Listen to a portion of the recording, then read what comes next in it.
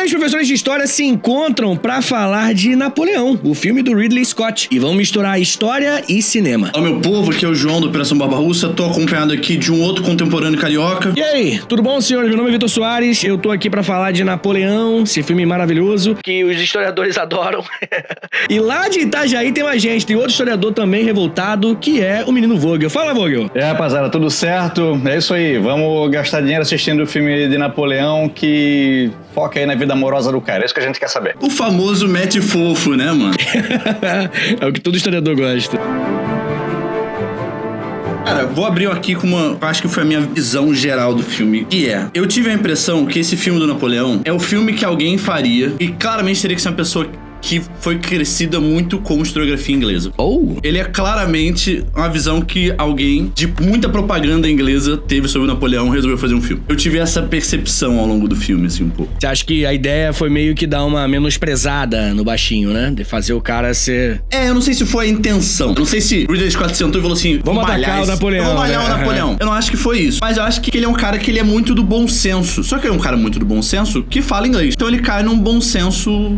Inglaterra sobre Napoleão. O que é natural, né, cara? A galera, né, não tem esse estudo, não tem essa bagagem historiográfica, né? Só pega o que, né, é o básico, né? Tanto que a cena lá que a gente vai, obviamente, falar melhor daqui a pouco, sobre a batalha das pirâmides, né? Depois a gente comenta melhor sobre isso. Ele sentiu uma obrigação de botar uma pirâmide ali no centro do campo de batalha, praticamente, né? Levando um tiro de canhão, inclusive. Exato. Então, tipo assim, você vê que ele realmente é do senso comum. Não que a gente também espere que o Ridley Scott vai trazer uma historiografia pesada sobre o Napoleão, né? Aí eu acho que vem talvez a minha impressão, já somando com o que você disse, João Pedro, que o filme, ele não é um filme historicamente acurado, e eu nem acho que o cinema, ele deva ser, tá? Não sou dessa galera, eu acho que o papel do cinema é outro, e tá tudo bem. O problema é que ele parece ser um filme historicamente acurado. Ele parece ser essa epopeia, ele parece ser um filme que, pô, é muito minucioso, tem várias referências a fatos históricos, de fato, né? Tipo, o momento que o Robespierre dá um tiro na própria boca, é maneiríssimo. Quem estuda história e fala, pô, o cara deu um tiro na boca e tá lá, o cara realmente daquele jeito tentando se matar. Tipo assim, você vê que ele tenta fazer, às vezes, um filme com essa preocupação historiográfica e tal, e às vezes ele fala, tipo, não, gente, isso aqui é só cinema, sabe? E aí é meio difícil de entender a dose que o cara quer botar, tá ligado? Eu tô maluco ou faz sentido? Eu acho que até faz. E o outro personagem interessante ali é o pai do Alexandre Dumas, né? Que é um general haitiano que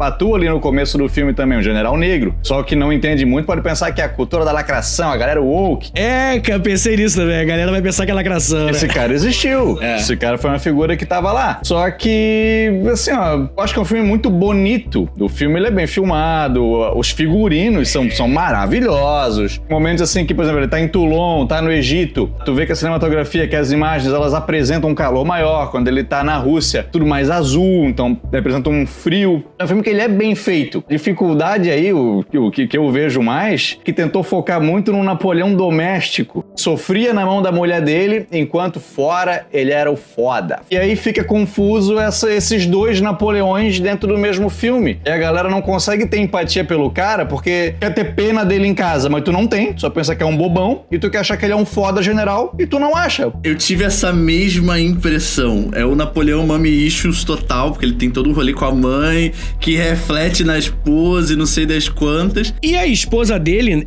na vida real, né? A Josefina, era mais velha, 6 anos mais velha. Então, assim, você pode até ter, de fato, um lance freudiano ali que justifica esse comportamento. Tá cravado, Mommy Issues. Tanto que quando a outra esposa dele, que eu esqueci o nome agora, ela chega, austríaca lá, a primeira coisa que ele fala, você é baixinha, né? Tipo, saca o que eu quero dizer? Tipo, ele já se enxerga de outro jeito, assim. Como se o Napoleão fosse muito alto também, né? Espera um pouco aí. Tá fazendo essa coisa de Napoleão porque te chamamos de baixinho? Ou porque você tem mãos de bebê? Eu faço isso porque a história é importante. Além disso, eu não sou baixo e não tenho mãos de bebê. Napoleão também não. O filme começa, né, gente? O filme andando. E aí é interessante já falar, né? Eu acho que todo mundo que clicou aqui tá esperando que a gente fale dos erros históricos, né? Ou das coisas não acuradas. E tá tudo bem, eu acho que, como eu falei, o papel do cinema não é ser historicamente acurado, mas o nosso papel enquanto professor de história né? Então, assim, a gente aponta então isso aqui é exagerado, isso aqui não existiu. E logo no começo tem algo que não existiu. O Napoleão não tava vendo a Maria Antonieta tomando uma degolada. Ele tava a quase 1000 quilômetros de distância, lá em Toulon, na verdade, né? Mas é uma cena que, assim, ela não é historicamente correta, isso é um fato, assim, ela é grotesca. Ela começou, ela me deu falei, cara, não é possível, irmão. Já começamos assim, mas pra quem não conhece, ela é uma cena do ponto de vista de cinema muito maneira, porque ela meio que dá o tom, assim, porque é isso, a gente sabe quem é o Napoleão exatamente porque ele tá fazendo essa ponte, essa transição. Eu senti um pouco também que quando ele olha pra Antonieta, ele tem um olhar meio dúbio, do tipo, eu vou dar sequência nisso aqui, porque realmente... revolução, vamos que vamos, mas eles tentam uma empatia que é diferente dos outros revolucionários. A expressão facial dele não é de aprovação, né, pelo que tá acontecendo. Não, isso tá acontecendo, isso é um fato, eu tenho que levar isso em consideração. E ele dá essa abertura do tipo, talvez ele se coloque no lugar dela até demais, e acho que isso, do ponto de vista do filme, é maneiro. Agora, dá pra fazer isso de 1 milhão de outras maneiras? Toda certeza. Então, não é uma cena real, com certeza, mas assim, eu também não vejo ali que ele tá colocando como parte da coisa. A impressão que me dá nessa cena é que ele é só um observador. Ele só tá vendo, ele tá meio indiferente a tudo que tá acontecendo, ele tá tentando se colocar naquilo ali. E onde ele vê que ele conseguiria é em Toulon. Nessa cena da Maria Antonieta, eu acho que, assim, ó, só quiseram retratar essa cena, quiseram retratar os momentos da Revolução Francesa, mas como o filme é sobre o Napoleão, não dá pra deslocar ele tanto. Então coloca ele ali assistindo e aí a cena rola. Nós vamos botar Toulon acontecendo, que é quando ele de fato se destaca. Mas tem várias liberdades ali, né? O cavalo morto, caído. Aquela cena, pra mim, é uma das cenas mais icônicas desse filme. Eu não esperava que o Ridley Scott ia ter o culhão de botar aquele cavalo de peito aberto, escangalhado no chão. Pô, sacanagem, mano. Fiquei com pena. Fiquei com pena do cavalo, né? Eu fiquei com pena, mas foi um tipo... Cara, bagulho é na moral. Eu tenho um cavalo aqui, o Vogel já veio aqui em casa. Aqui. É, a Rubi. Lembrei da Rubi na hora. Falei, pô, que isso, coisa feia. Pô, cara. Tem um cavalo na moral? Tem. A gente vê o soldado morrendo, ninguém se importa. Mas aí morre o cavalo. For me. Oh, please. I won't give up. Don't quit. Attack! Depois de Toulon que a gente vê aí a ascensão do cara, de fato um general muito jovem, não tinha nem 30 anos de idade ainda. E aí começa a trajetória amorosa da vida dele, que é ele conhecendo a mulher dele, mais velha, já viúva, o marido morreu durante a fase do terror da Revolução, e tu vê que o cara é um babão, assim. Eu não sei se tem algum registro do Napoleão ser um babão assim pela mulher dele. Tem muito registro dos casos extraconjugais dela, e eu acho que o filme tenta focar nisso aí, ignorando que o próprio Napoleão tinha vários casos extraconjugais também. Às vezes, eles podem ser uma coisa meio Hillary e Bill Clinton, né? Tem aquela hipótese que, no off, é meio aberto, mas ninguém pode saber que pega mal. Sobre ele ser enfim, o bonachão aí da história, a gente realmente não sabe se ele tinha esse comportamento, né, na vida íntima. Mas a gente sabe que ele morreu apaixonado pela Josefina. Então ele realmente era apaixonado por ela. E assim, não sei te dizer se era esse o comportamento, mas talvez o filme ele tente falar dessa paixão dessa forma. Que eu admito que também não gostei muito, não. Que eu achei meio que tipo assim, pô, Napoleão... Porque a verdade é uma só, né, gente? O Joaquin Phoenix, desde que ele fez Coringa, ele tá o mesmo personagem até hoje. Ele precisa ser desse jeito, ele precisa dar esse... Os personagens dele não podem ser personagens bilaterais, tem que ser complexo, tem que ter caras e bocas, tem que ser feliz na frente. Mas tem que ser esquisito, né, cara? Não consegue ser um personagem normal. Não, por isso que chamam ele. Só que eu não consigo ver o Napoleão esquisitinho assim. Eu entendo que muito do que a gente entende do Napoleão tem propaganda, tem uma mistificação, sim, bastante. Tem várias coisas por trás. Mas, irmão, desculpa, não é possível que o cara que foi imperador desse jeito, general, é um esquisito pique Coringa. Ele pode ser esquisito de outras maneiras. Beleza. Mas esse esquisito... Tá me entendendo? Cara, a coisa que mais me incomodou foi as cenas que ele focou nessas cenas, que foi as cenas que ele se relacionava com a Josefina. Porque você fala assim, irmão, ele não sabe o que ele tá fazendo. Não, ele é bem cabação transando. Tá ligado? É tudo meio encaixado. Eu falo, o que tá acontecendo, cara? Eu falei, não é possível que o general, tá ligado? Pô, né? Não tem como. Ele pode não gostar de umas paradas. Agora, sem uma experiência... Um homem que, pô, imperador da França. A infância do Napoleão é uma infância meio, assim, de um moleque que sofreu bullying, né? Porque ele tinha o francês dele, a família dele é italiana, né? A origem da família dele. É da Córcega, né? Isso, é de antes, assim, porque a Córcega, quando Napoleão nasce, Córcega tinha acabado de virar francesa, sabe? Mas Córcega não era francesa, era italiana. Então, na escola, ele era um moleque meio, não vou falar perseguido, né, que pode ser exagero, mas ele era meio zoado, assim, porque o francês, e primeiro que ele não era realmente tão alto, é exagero sobre a altura dele, né? Ele tinha altura normal, né? Normal é... Normal, é. Ele tinha 1,68, se eu não me engano. Pra época era uma altura mediana. Hoje eu acho que o pessoal considera baixinho, mas na época não. Short Kings. Não, então, eu tô assim com coisa porque eu tenho 1,66 m, mano. Então, assim, eu tô tentando... Ah, mas você tem 1,66 m e 2,25. Todo respeito, assim. Foi escolha minha, galera. Então, vamos lá. Mas não era só essa questão, né? Ele era meio cabeçudo também. Isso. Ah, ele era cabeçudo? Chamavam de cabecinha. E ele não era um moleque dentro por exemplo, a cavalaria dele, ele se formou e era um cavalo, né, especificamente, a montaria dele. Era meio que medíocre, assim, nunca foi bom nisso. Então, tipo assim, ele não era esse cara genial, assim, na escola, não era na escola militar, né? É porque também não é uma tarefa fácil, né, cara, representar um personagem que, pô, dependendo da historiografia que você analisa, ele apresenta tantas informações contraditórias, né? É difícil também, né? Ah, mas aí é o papel do biógrafo, né, irmão? Tipo assim, todo ser humano é complexo, dá teu jeito. Também não acho que seria tão complicado, não. É a figura que tem suas facetas, mas dá pra tu focar aí só no estrategista militar, pô. Foca nisso aí, em vez de focar em vida amorosa. É verdade. Ou foca na vida amorosa também, não tem problema. Mas escolhe. Inclusive, foi pouco falado, né? As estratégias militares dele, assim, mal apareceu. Na verdade, ele terminou o filme meio... Assim, a gente sabe que não é, porque a gente viu as ações, mas as ideias nascendo ninguém viu. Então, assim, ele saiu meio que como um cara meio burro, meio bobão, meio que vai acontecendo a vida e ele vai vendo, o que não era a intenção do filme. Mas é que tá. Napoleão tem uma trajetória tão longa, pra resumir num filme de 2h30, é pouco. E eu acho que, pra mim, a única vez que pareceu realmente, eu falei, caralho, esse é um estrategista lendário. Foi em Austerlitz, aquela batalha do gelo. Que o filme acerta. Essa cena é muito boa. Foi a melhor cena do filme disparado. Concordo. Se o filme fosse naquela pegada, eu ia sair filmão. E aproveitando pra falar de Austerlitz, né, a gente sabe que de fato aconteceu de forma bem menos megalomaníaca, mas aconteceu, né, de fato a estratégia do Napoleão foi atirar em algumas lagoas que tinham lá, só que os números que o filme retrata, e os números que o próprio Napoleão também falava, né, o Napoleão falava que milhares de pessoas se afogaram, e provavelmente as fontes elas divergem, né, mas é algo entre 2 a 200 pessoas que morreram afogadas. Aí, ó, porra, 2.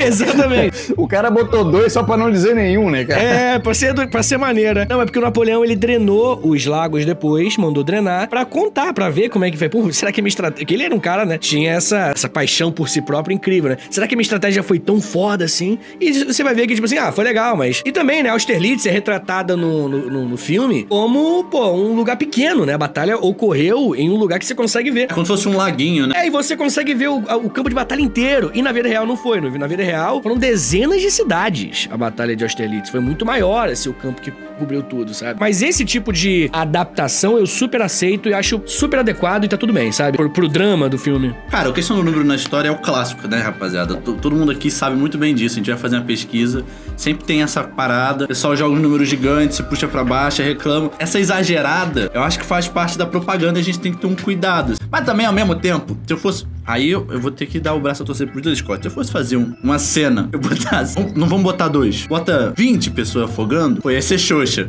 Sim, porque essas cenas, elas têm, né, elas têm intenções pro desenvolvimento do personagem, né? Ali era o momento que o personagem, ele meio que exaltava, ele saía lá como o auge, né? Então, tipo assim, ele tem que ser, os seus feitos têm que ser incríveis. E, de fato, quando você pega pra ler as guerras napoleônicas e você se depara com a estratégia do Napoleão de atacar lagos que estavam congelados para as pessoas caírem, é uma estratégia que você fala, cara, isso aqui é meio genial, isso aqui é realmente surpreendente. E faz todo sentido estar no filme. Eu acho que, assim, essa adaptação, né? Essa só... O famoso eu aumento, mas não invento, eu acho ótimo, assim. Agora, tem momento que inventou. E aí, esses momentos a gente pode... Né, a gente entende que é cinema, mas a gente dá aquela olhada pro lado, assim, daquela bufadinha de leve, que é quando, por exemplo, ele dá um tiro de canhão numa pirâmide do Egito, pô. Lá a pirâmide de Gizé. Isso é só pra ficar bonito na tela. E é meio cômica a cena, né? Vocês viram que a cena tem esse tom de humor, né? Eu acho um bagulho muito surreal. Assim, a campanha do Egito, pra mim, a única coisa que eu salvo dela, que eu não sei se é verdade, porque é um momento muito específico, é quando entregam uma múmia pro Napoleão. Aquela cena eu achei muito maneira, porque, primeiro, tem a brincadeira dele ser baixinho, né? Naquela cena ele dá um... Tamo junto, Napoleão. Uma ajeitada, tipo assim, a múmia é maior do que eu, ele dá uma ajeitadinha pra chegar na múmia, a múmia cai um pouco em cima dele, mas eu acho que é aquela coisa meio dele refletindo sobre essa questão dele, tipo, do legado, da eternidade, ele olhando pra múmia. É uma conversa que é muito maneira com o personagem. Agora, aceitaria totalmente se ele jogassem fora essa cena junto com todo o resto do Egito. Todo respeito. Parece que não combina com o resto do filme, né? Tipo, cara... Mas teve muita coisa que foi omitida também, né? Então, por exemplo, no Egito eles encontraram ali a Pedra de Roseta. Não tem nenhuma menção à Pedra de Roseta no filme, por exemplo. Poxa, se for bater uma referência ao Egito, podia ser essa, né? Então, eu acho que o filme perde algumas oportunidades, assim, se a gente vai abrir exceções, tinha várias ali que eu acho que o filme não abriu. A Pedra de Roseta podia estar parecido nessa coisa aí da eternidade, do seu legado e tal. Dizem que ele fez um discurso, ele dizendo a minha soldados aqui, beira das pirâmides, 40 séculos, vêm vocês. Beleza, é um discurso que pode não ter existido. Coloca no filme então, pô, tá colocando um monte de coisa que não existiu, coloca um bagulho aí que a galera vai achar pelo menos irado de ouvir, sabe? Então tem um monte de coisa que o filme perde a chance. E depois de Austerlitz, tem gente que diz que o Czar disse, somos crianças na mão do gigante. Bota o cara fazer isso aí, pô, coloca um drama a mais. Se tu vai abraçar o drama, abraça o drama de verdade. Na hora que o filme podia ser corajoso, o filme não foi corajoso. Exatamente, foi o que eu falei no começo. Ele podia fazer referência às suposições, né? Às lendas. Por exemplo, o momento interessante do filme, né? Pra gente que estuda história, a gente sempre imagina, a gente vê as cenas quando a gente tá estudando. Um desses momentos que pelo menos eu vi, era o momento que ele pega a coroa da mão do Papa e se autocoroa. Isso nunca foi comprovado que ele pegou da mão, tá? Nunca foi comprovado. E no filme, se for pra mentir, mano, pega essa mentira que maneira, tá ligado? Ele não pega da mão do Papa, ele pega da almofadinha ali que tinha e ele se coroa, sabe? Então é difícil, né, cara, essas cenas, essas escolhas de... Parece um pouco, não sei se é medo, né? Porque estão de Ridley Scott, né, cara? Mas aí vê como o filme também desenvolve mal os personagens. Não tem uma menção ao Papa. Quem não sabe que aquela pessoa que tava lá era o Papa, pode achar que é só um religioso qualquer. Não tem no filme, o Papa tá vindo aí pra tua coroação. Não fala toda a questão religiosa vendo Napoleão. Não tem uma apresentação pra isso. Então só o moviegoer, o cara que só foi ver um filme, acha que é só um padre que tá lá. Não, e outra, voltando na questão do que o Vitor comentou antes do Joaquin Phoenix, cara, essa cena da coroação pra mim, eu não olhei o Napoleão pegando aquela coroa como se ele estivesse pegando o Sou Muito Foda. Ele pegou meio, sabe, eu senti que ele foi um esquisitão pegando, assim, meio, o que eu tô fazendo? Ele é lerdão, ele é lerdão. Eu vou falar, ele é lerdão. Eu fiquei, pô, irmão, com todo respeito, cara, você já fez isso, irmão. Segura a bronca aí, tá ligado? O quadro me vende isso, me decepcionou, Ridley Scott. E aí, assim, agora falando algo positivo também, né, que a cena que ele coroa a Josefina, que ele de fato coroou a Josefina, é a fotografia, ela remete ao quadro, né? Aquele quadro clássico. Essas referenciazinhas são muito gostosas de ver. Aí isso daí é mais olhando. Pra mim, o que me pegou foi a cena da terra arrasada, cara. Pra mim, aquilo ali foi fantástico. Quando ele chega e fala, o que tá acontecendo? Ele, não, aconteceu isso, não sei o quê. Não, eles que saíram. Como assim eles saíram na cidade? Mano, e vai saindo o take e a cidade está vazia e não tem nada. Quando você estuda história, mais uma cena que você imagina. Como que foi a cara do Napoleão chegando em Moscou, não tem ninguém, cara. Ele ficou incrédulo, irmão, incrédulo. Ele falou, não é possível. E foi isso, mano. A cidade estava vazia. O cara chegar, percorrer todo aquele caminho tortuoso pra depois ter que voltar. E aí, outro problema do filme, né? A gente eja, mas também critica, né? Que é tipo, na hora que ele volta, ele simplesmente tem a Batalha de Leipzig. Uma batalha que, tipo assim, a primeira grande derrota do Napoleão. Claro que a derrota na Rússia também é muito relevante, mas como foi muito com a tática da terra arrasada, muito por conta, né, dessa estratégia de recuando os russos, não foi uma derrota, né, de frente, né, de tropas uma enfrentando a outra. Leipzig foi, lá na campanha da Alemanha, né, na volta dele, lá da campanha da Rússia. E não tem Leipzig. E assim, eu não me importaria se Leipzig fosse citada. Porque que acontece? Quando Napoleão, logo depois da cena da terra arrasada, que eles estão voltando de Moscou, Moscou, voltando da Rússia, mostra lá, pô, Napoleão levou 600 mil malucos e voltou 40 mil, 50 mil, algo assim. E realmente é um número surpreendente, tá tudo certo. Só que dá a entender que o que fez o Napoleão ser exilado foi o desfecho em Moscou, foi o desfecho na Rússia, que não foi. Foi, na verdade, a Batalha de Leipzig, que ele foi derrotado por uma coalizão, entendeu? Esse número todo diminuindo como se estivesse só na volta. Voltou, morreu. Exato. Galera toda. Irmão, não é possível. Não é possível. Tá faltando coisa. E tá... Foram muitas guerras que aconteceram nesse caminho, nessa volta, inclusive até em 1814, quando ele consegue o acordo de paz lá com o Alexander, né? Até aquilo, ele lutou, aliás, várias batalhas, e muitas dessas batalhas, assim, elas aumentaram ainda mais a moral dele, porque se você parar pra pensar, no momento que ele volta pro governo dos 100 dias, que é quando ele é resgatado na ilha de Santa Helena... Não, Ilha de Elba. Não, a primeira ilha de Elba ou a segunda ilha de Elba? Acho que a primeira é Santa Helena, depois é Elba. A primeira de Elba, depois Santa Helena. Então é isso mesmo. Quando ele volta da ilha de Elba, ele retorna e aí as tropas abraçam ele. E pra gente que tá assistindo o filme, não fica tão clara a motivação das tropas. Você sente isso? Por que as tropas compram tanto o barulho do Napoleão, assim, tão fácil? Estão apontando a arma, ele fala 3 frases ruins. E logo depois das 3 frases ruins, o cara fala, pô, quer saber? Esse cara é meu imperador. Aí eu achei que essa mudança de personagem é horrível. E aí quando você estuda história, você sabe que, pô, é uma série de batalhas que o Napoleão, muito mais do que apareceu, que o Napoleão tava lá junto com os caras. Então, eu acho que faltou aprofundar as guerras de coalizão. Ela já estava acontecendo desde a época da Revolução Francesa. Eu nem sei se falam esse nome, nem se falam guerra da coligação, guerra do... Não, você não acha que é a terceira coalizão, quarta coalizão, nada disso aparece? Pois é, não falam nada disso aí, sabe? E aí, várias das batalhas da campanha russa também são minimizadas. Teve várias batalhas que aconteceram. A maior de todas foi a de Borodino, que é resumida numa cena que deve ter 10 segundos. Assim, os caras só não podiam não falar. Então vamos botar aqui um take de tropas se enfrentando e escrever Borodino. Pô, é muito pouco. Fazer a montagem. Mas aí qual que é a dificuldade do Ridley Scott? É uma história muito longa pro filme de 2 horas e meia. Pô, não era pra ter sido feito um filme, cara. É muito pouco tempo. Faz a minissérie 10 episódios aí que tu consegue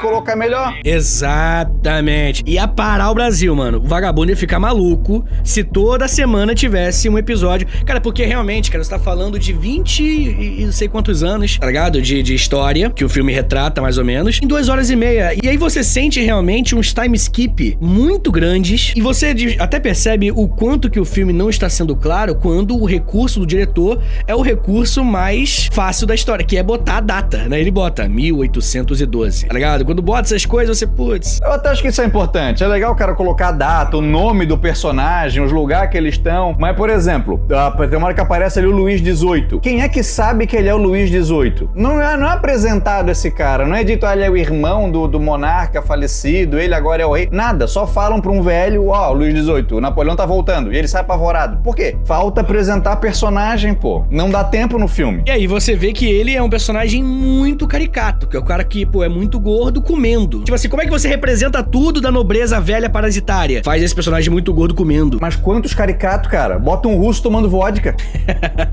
tem muito personagem caricato aí, cara. E assim, ó, claro, o Ridley Scott é um cineasta maravilhoso. O cara, pô, é o cara que fez Alien, rapaziada. O cara que fez Blade Runner. O cara tem vários clássicos. Fez Gladiador, que a gente provavelmente vai fazer vídeo e que eu gostei. Vou dizer isso. O cara é maravilhoso, mas assim, mas volta e meia ele dá umas derrapadas e Napoleão tem os seus méritos técnicos, mas não é um... Eu acho que foi a maior derrapada dele. Eu acho que o Napoleão foi a maior derrapada dele. Ele fez Prometheus, cara. Isso que ia falar. Eu gosto de Prometheus. Que é isso, cara. Todo respeito. Não, Prometheus é difícil. Prometheus é difícil. Mas pra quem gosta de história, Napoleão, de fato, é a coisa que assim, ó... Vou estudar a história do Napoleão. Não faz isso vendo o filme. Assista um documentário. Se tu quer ver porrada, paulada e um marido sendo mijado pela mulher, aí pode assistir Napoleão. Aí isso é bom. Exatamente.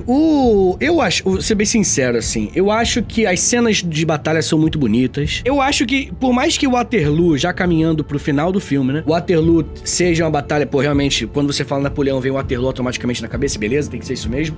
E ela é mais valorizada no filme, só que ela é meia hora de Waterloo. É muito tempo de Waterloo. Eu achei ela a pior batalha do filme. Pois é, por isso, porque ficou meia hora de Waterloo. Waterloo, eu gostei. Eu gostei do Waterloo. Falei, gente, acaba.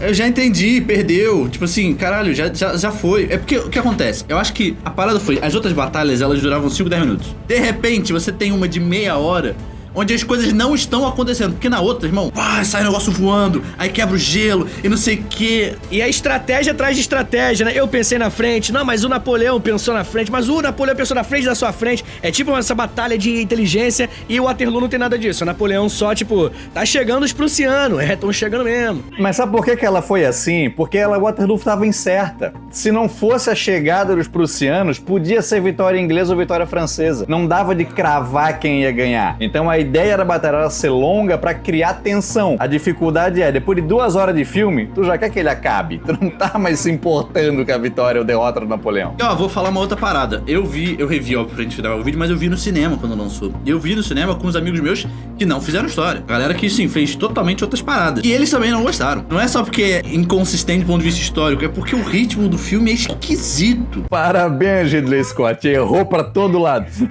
É que você conseguiu errar pros caras que não entendem a parada. Se você errou pros caras que não entendem, irmão, você fez tudo errado. Pra gente que é de história, a gente já tinha a esperança. A gente, quando a gente soube da notícia, todo mundo que gosta de história ficou maluco. Sabe, Ridley Scott fazendo um filme do Napoleão com Joaquin Phoenix. Mano, pra isso aí errar, mano, tem que, pelo amor de Deus, é impossível. Errou. A verdade é que, tipo assim, o filme, ele é ruim. Ele é um filme ruim, porque ele tenta agradar gregos e troianos, né, como diz a expressão, e não agrada nenhum dos dois. Ele tenta ser um filme pop, e um filme cult, um filme historicamente acurado, e um filme que fala cinema tem liberdade, sabe? E aí eu acho que ele não fecha em nada e parece essa amálgama louca, né? Quando falaram que ia sair, eu não me animei. Eu já sabia. Eu sabia, cara, não vai dar tempo. Eu sabia, não vai dar tempo. E aí depois as respostas dele, as críticas eram: ninguém tava lá pra saber como é que foi. Cara, isso do Ridley Scott acaba comigo. Isso me dá um ódio. Ele fez a mesma coisa no Gladiador 2. Alguém perguntava um negócio, mas eu não sei se era assim. Você tem como dizer? Você tava lá? Não, né? Então eu fiz desse jeito. Falei, irmão, peraí. Então tá bom, Ridley Scott, então tá bom. Jogamos pela janela, né, irmão? Então tá bom. Próximo filme dele vai ser Jesus contra os nazistas. Se fizer, vai ser muito foda. Próximo vídeo do História e Cinema: Jesus contra os nazistas.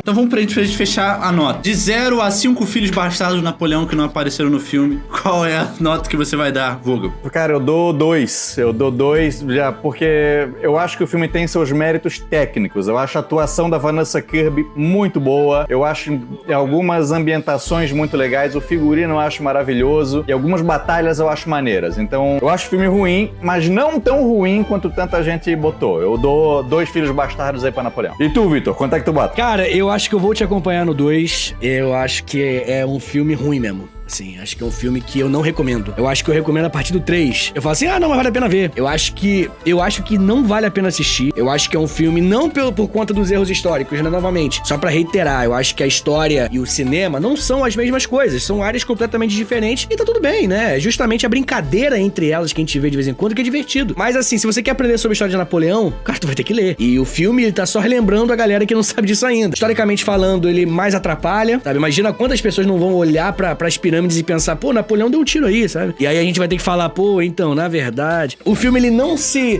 prova pra nenhum dos lados, ele tentou ser tudo, sabe? Aí eu acho que é o maior erro do filme é tentar ser muito muito megalomaníaco mesmo, assim. Ele queria atingir algo muito alto e ele, por isso, não conseguiu atingir altura nenhuma, sabe? Então, uma nota 2. E diferente do Vogel, eu acho que isso é uma nota muito ruim, tá? O 2 eu dou pra filme que eu não gosto. Eu sou fácil, cara. Eu sou fácil pra gostar de filme, cara. Mas é que esse é bem ruim mesmo. Não, mas eu não acho que 2 é nota pra filme bom. Eu também acho que é pra filme ruim. Só que eu acho que ele tem uns méritos. Por isso que eu não dei 1 ou nenhum. Não. Ok, tem os seus méritos. Eu vou no consenso também. Eu vou dar 2 filhos bastardos, um casal, um menino e uma menininha, fofinho e simpático. E a minha opinião é a seguinte. Você quer ver um filme do Ridley Scott desse mesmo tempo? Não veja Napoleão. Vá ver Prometheus. Prometheus é foda, né?